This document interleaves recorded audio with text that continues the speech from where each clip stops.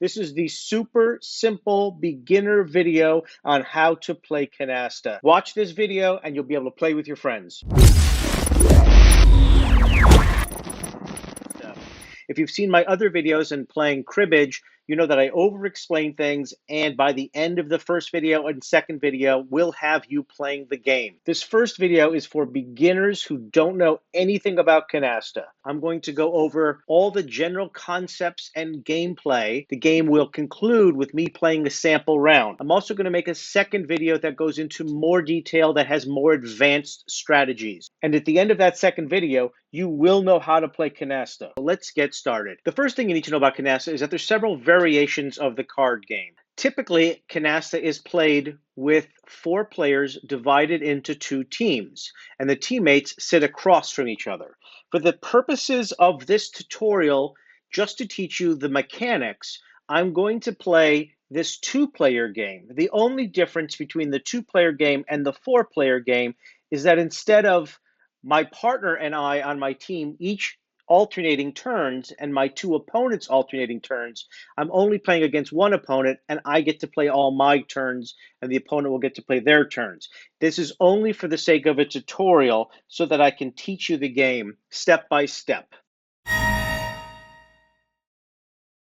Now, canasta is played with 2 decks, so you need 2 52-card decks, plus you need all the jokers, which would be a total of 4 jokers. To start, each of the players are dealt 11 cards.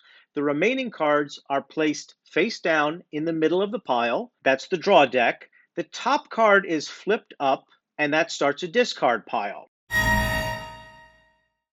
Now let's talk about the object of the game. The object of the game is to be the first team, or in this case, since I'm the only one on my team, the first person to score 5,000 points. Now, I'm going to get into the actual detail of scoring later on, but every round that's been played, you keep track of the points on a piece of paper. The first person to hit 5,000 points is the winner. As I mentioned before, there are 4 jokers. All 4 of those jokers are wild. However, 2s are also wild. You can use jokers and 2s to become any number that you want, and they can be used with other numbers to create melds, which I'll explain in a second. Now let's talk about the essential gameplay.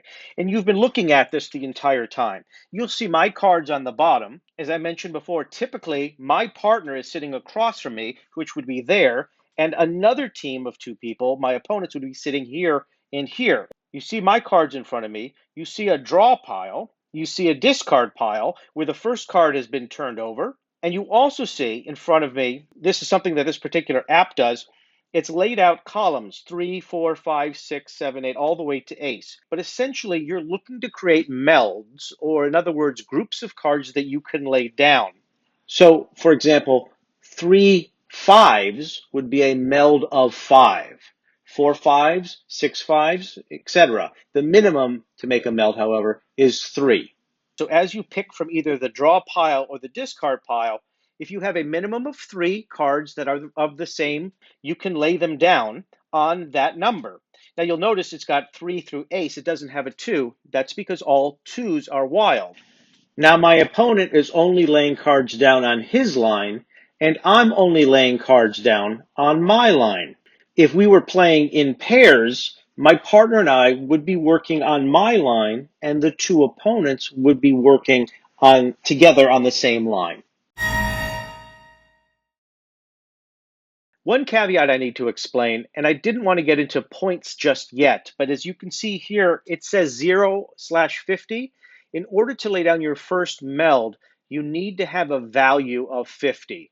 So I'm just going to go ahead quickly and show you the value of cards so you can understand a first meld. Here you go. A joker is worth 50 points.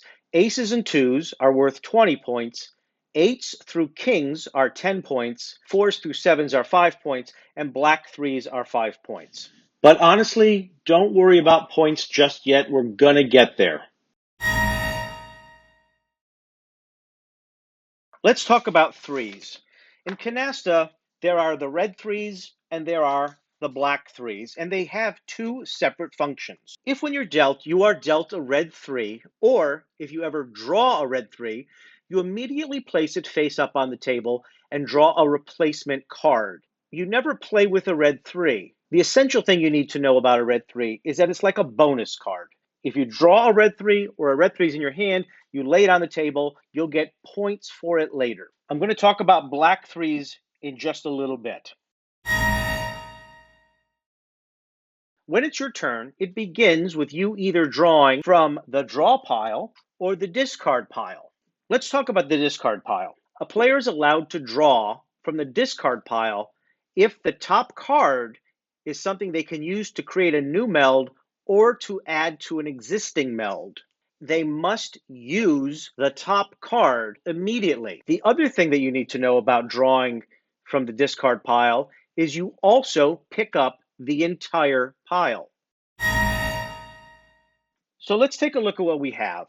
Here's our cards below. We have one joker, we have two sevens, we have two eights, and no other pairs of anything else. Now, to lay down your first meld, you cannot get in until you can lay down 50 points. I can start my turn by picking a draw card or from the discard pile, which is a 10, and actually I have another 10.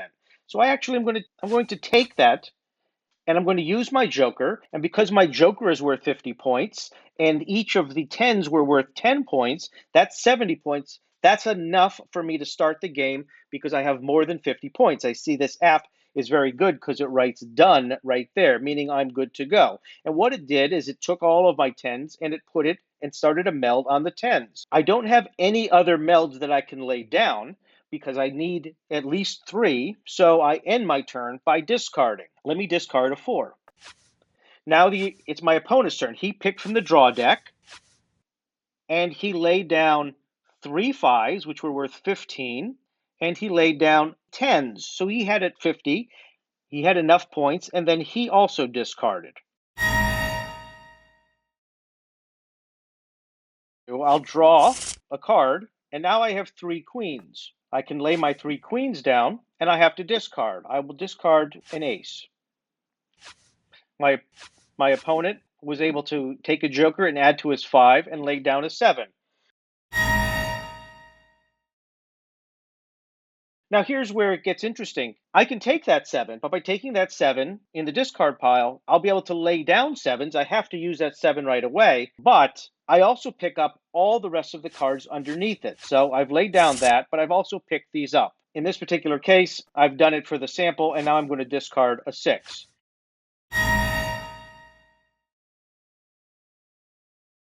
Again, I've got a 4 here. I can pick it up, but I have to pick up the entire pile. And then I'll discard that 6 again.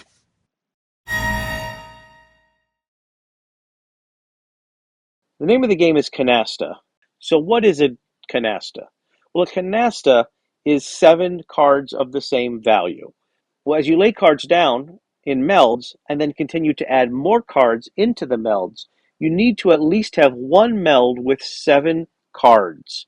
It could be a combination of wild cards or natural cards, but you need a minimum of 7 cards to get one canasta, and you need one canasta before you can go out. So let's talk about a black 3. If you receive a black 3, you can use it as a block. By putting the black 3 down as my discard, I block the next player from being able to draw from the discard pile, forcing them to draw from the draw deck.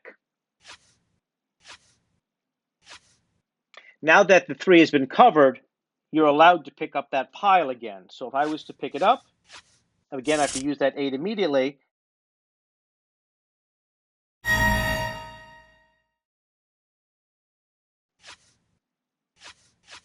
Which now this brings us to the second interesting thing.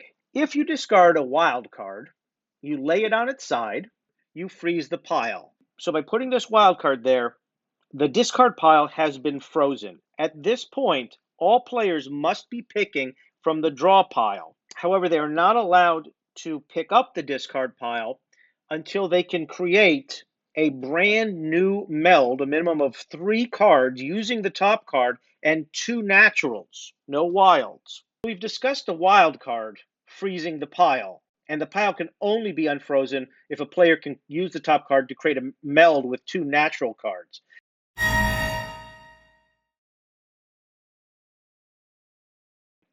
So now I have 2 6s in my hand, and I have a 6 there.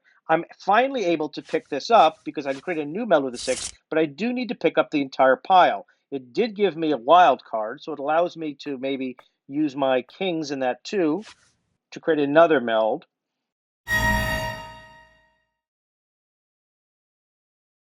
Let's start a game. We're going to be dealt 11 cards each and talk through each of these things. Okay, so each of us were drawn 11 cards. As I had mentioned before, because I had a red 3 in my hand, I automatically lay it on the table and make another and draw another card, which the computer has done for me. At the beginning of your turn, you have the choice of picking up the discard pile or the draw pile. Though I have 3 nines, I need to start with 50 points. And unfortunately, nines are only worth 10 points. So I don't have enough. So I'll draw to start. And I drew a 10. I have no ability to lay anything down because I don't have enough to lay down 50 points. So I'm just going to discard the 4. My opponent's turn, he draws and he lays down a 7. I'm in the same boat. I'm going to have to draw again to get the 50 points. Still, no 50 points. I probably am going to need a joker or a 2, which is wild, to gain 50 points. So by playing this black 3, he has stopped me from being able to draw from the discard pile. I have to draw from the draw pile. And I need to discard. I see my opponent was able to lay down 2 kings, and it says 50, so that must be a joker. So he was able to get the 50 points minimum needed, and so he laid down his first meld on the kings, and now he's discarded again with the same stopper card, the black 3. I still need 50 points just to get going, so I'm still going to draw. And now I actually do have 50 points because I could lay down 3 nines worth 30 points and 3 tens worth 30 points. So that's a total of 60 points. I'm now in the game, and now I'm going to discard. I will discard a 7.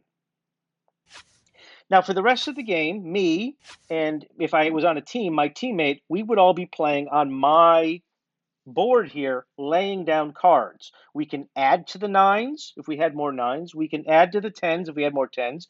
So let's pick up this card.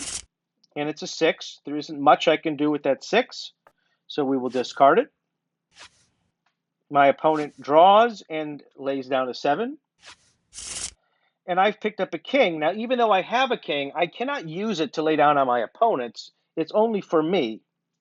So I will keep it, I guess, for a while. So as it's my turn, I cannot use that 5. I'll draw.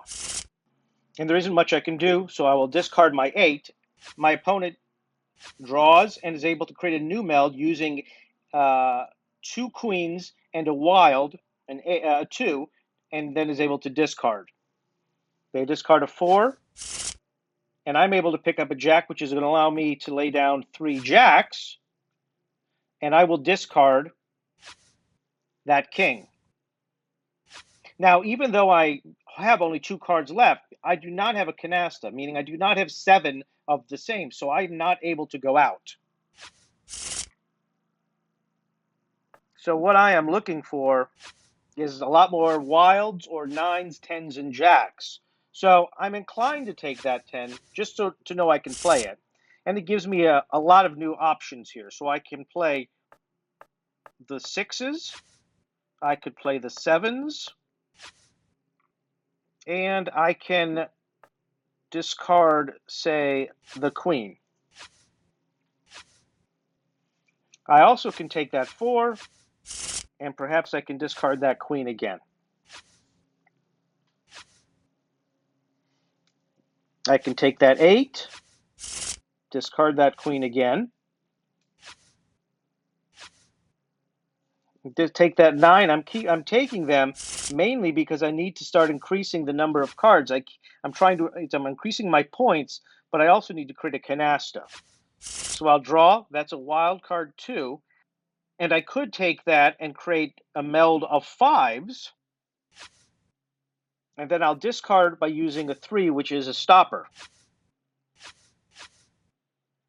And he's able to lay down a king and use a stopper again. So I must draw. I can use 3 aces and lay back down another stopper. So he must draw. So I'll take that jack. It's going to tell me to take the queens back. It's going to tell me to take the threes back, but that's okay because I want to start using them as stoppers because I don't want him to use the cards. So he's taken the 9. I'll continue to add that and use the queen back. I'm not going to take the ace because I need to start moving towards getting a canasta. So there's another 10, and I'll discard a queen. I'm going to take the jack, and I'm going to discard his 3, a stop card. Not that he would need to draw from a pile there. There's nothing to have. Well, I got another red 3, so that's another bonus as 100, as you can see. I can add to 4, and I'll use that 3 as a stopper. I'm going to keep taking that 9 because does that 9 give me a canasta? No, I'm 1 away from a canasta on that. And I'm going to use, and I'll put the 8s there now, and I'll drop that king. Up, he's going to use that. He has the canasta, and it's given me an ace. I'm not going to go for that ace because I really need to get a canasta in some of these other numbers that I'm closer to. So let me lay down a 3. So I can use that 9, and that gives me a canasta. So now if I could go out, I would. So now I'll use that ace for that. And I will drop this queen. Although I have a feeling my opponent's going to go out. Nope. I'm going to take that jack, and I'm going to drop that king again, a king. Let's continue to take that ace and drop a king. Take that jack and drop a king.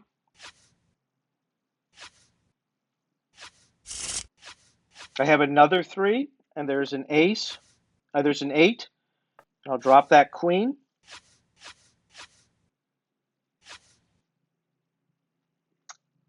I'm going to pick up that ace, and I'll drop that queen. And that's going to leave me, it's going to leave me with 3 black 3s. As you can see, you can drop down a 3. The only time you can drop down a 3 is if you are discarding and going out. So because I have these last 3, I can discard, and I can discard and go out.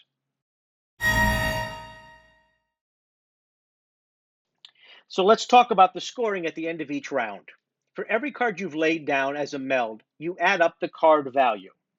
So in my particular case, adding up all of my cards, I had 470 in melds. It's because I laid down a lot of melds. My opponent did not have as many melds and only had 200 melds. After you've added up your meld points, every person adds up the cards still in their hand and subtracts that from their total. So I went out, so I had no cards in my hand. My opponent, as you can see here, had 10 points in his hand, so he subtracted that out. If you have a natural canasta, which means that you have 7 cards with no wilds, you get 500 points. If you have a mixed canasta, which means you have 7 cards but you are using wilds, you get 300 points. As you can see, I was able to put together 2 natural canastas using no wilds. My opponent put together 1 canasta, but he did use wild. So I got 500 times 2, he got 300. So for every red 3 you're able to pick up, you get 100 points. So here I was able to pick up 3, and so I have 300 points. And because I'm the one that went out, I also got 100 points. In the next video, I'm going to play with 4 players. If you have any questions, please write it in the comments. I'm here to teach, and I'm here to help. It's a really fun game, and by the time you go through this next video where I play a sample with 4 people, you will understand how to play this game. Thank you so much for watching.